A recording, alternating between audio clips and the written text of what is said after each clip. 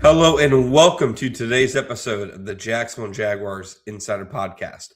My name is John Shipley. I am your host and beat reporter, and I have been your beat reporter covering the Jacksonville Jaguars on SI every single day since August 2019. And we are continuing to march forward through yet another offseason together. All right, folks, welcome to today's episode. Today we are talking about, in my opinion, the three best case scenarios for the Jaguars at number 56 overall. When I say best case, I think that allows it to be pipe dream-esque. I'm not going to say like Kenyon Sadiq or April Reese or, something crazy like that.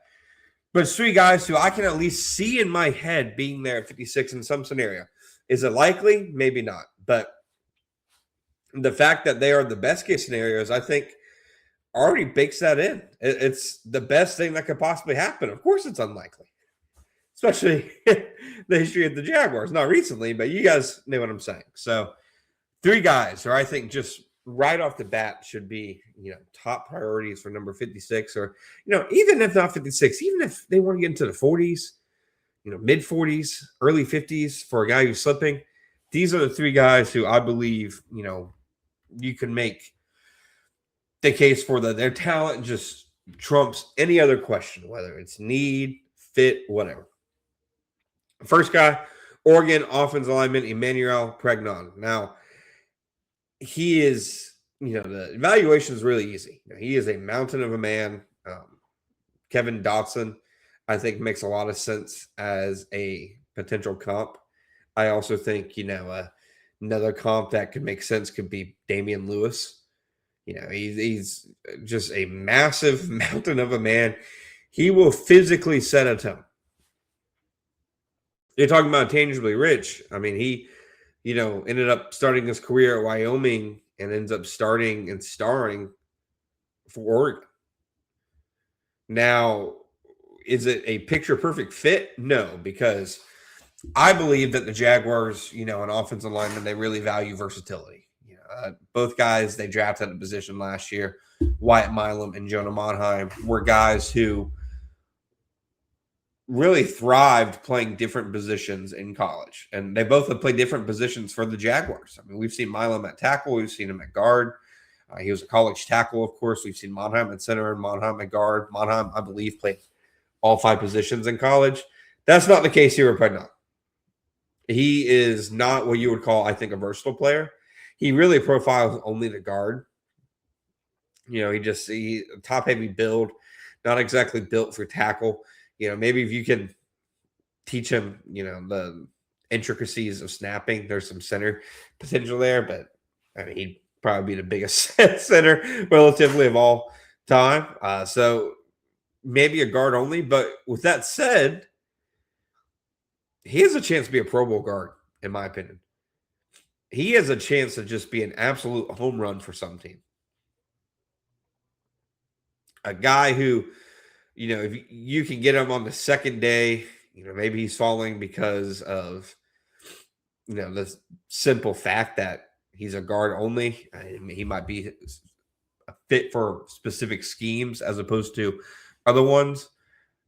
But his talent, I just think it would make all the sense in the world for the Jaguars at 56. Even if he doesn't start right away. I mean, if you can have a future guard duo of Wyatt Milam and him, I think that's a heck of a foundation to build for the offensive line. And I think one way to ensure you don't run into offensive line issues is to plan ahead. Keep throwing resources at it, even when you think you don't have to. You could reasonably take Chuma Edoga's spot on the roster. It, I think, would make, a lot of sense for the Jaguars to, take a look at him. Secondly, Illinois defensive end / outside linebacker Gabe Jacas. Now, he's somebody who I think is one of the better fits for the Jaguars in terms of edge rushers in this draft. He has a really stout style of play.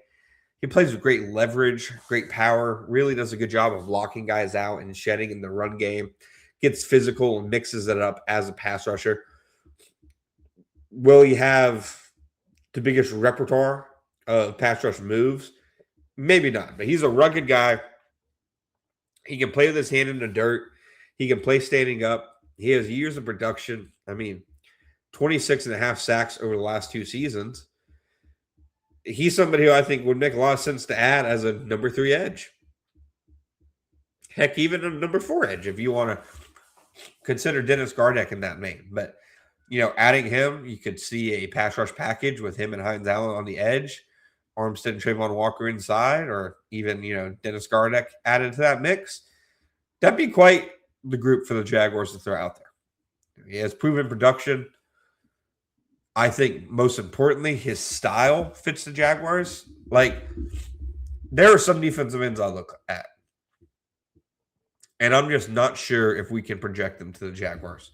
Guys who are strictly only fastball pass rushers.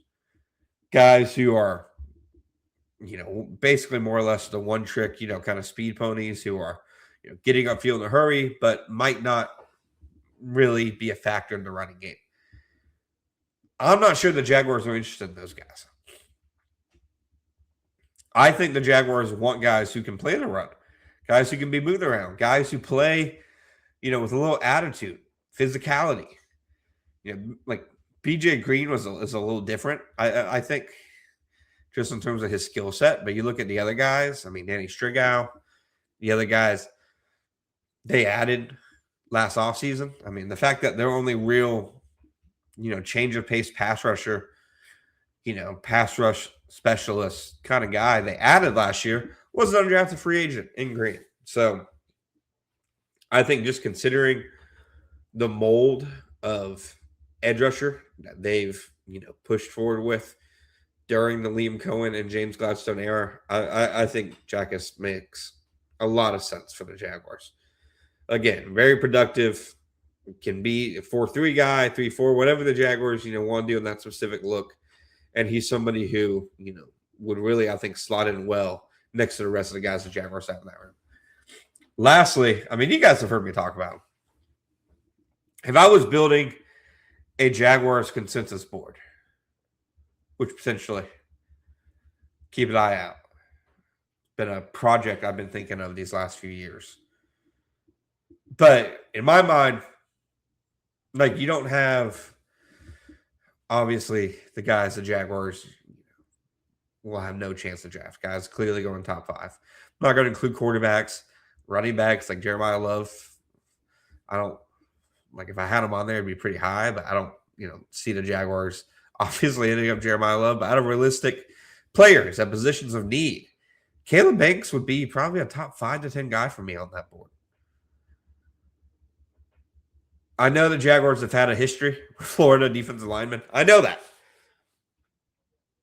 Watch Caleb Banks 2025 against Tennessee.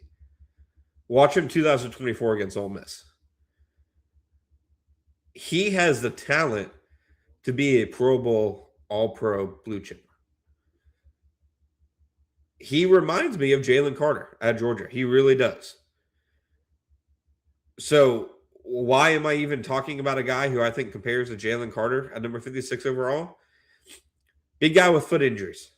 Nobody likes a history of foot injuries in any player, but especially big guys. It tends to be something that lingers. He dealt with it last year at Florida. Only ended up playing in a handful of games. Re-injured his foot during the combine and still had a stellar day of testing. I think Julio Jones did that when he came out. Me personally, it's easy for me to say because my job's not on the line, but I take him in the first round. As long as the medicals don't tell me he's about to lose the foot in the next year or so. But if teams get weary, if teams are afraid, we see it every year. Talented players fall because of medical questions. We've seen the Jaguars take advantage of that. No, there's no way Miles Jack falls to the second round. So before you tell me there's no way, there's a million instances of no way happening in NFL draft history. Happens every single year. And I think that if he were, to slip because of those injuries, I don't know if there's a player in the draft that could help the Jaguars more than Caleb Banks. He has the size, he has the length, he has the versatility. He has the pass rush upside. He has the athleticism. He can play to run. There's really a lot to like about his game. If it wasn't for a foot injury, I'd say he's easily a top 10 prospect in this draft class.